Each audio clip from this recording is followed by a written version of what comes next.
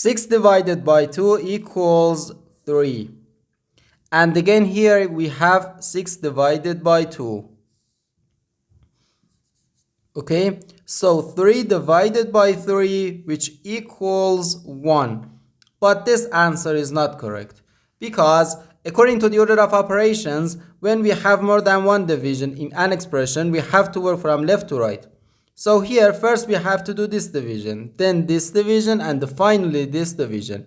If we do this division before this division, it is wrong.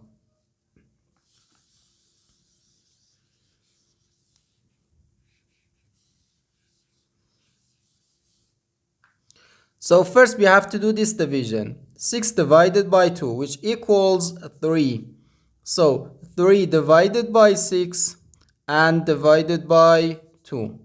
Now we have to do this division. 3 divided by 6 can be written as 3 over 6. Then divided by 2. Now let's simplify this fraction. 3 divided by 3 is just 1. And 6 divided by 3 gives us 2.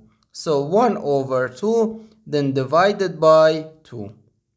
Now, according to the KCF rule, K stands for keep, C stands for change, and F stands for flip.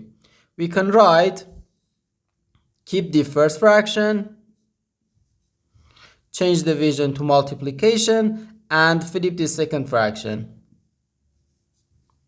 So we have 1 over 2 times 1 over 2, which equals 1 times 1 gives us 1. So 1 over 2 times 2 equals 4. So 1 over 4, or 0.25.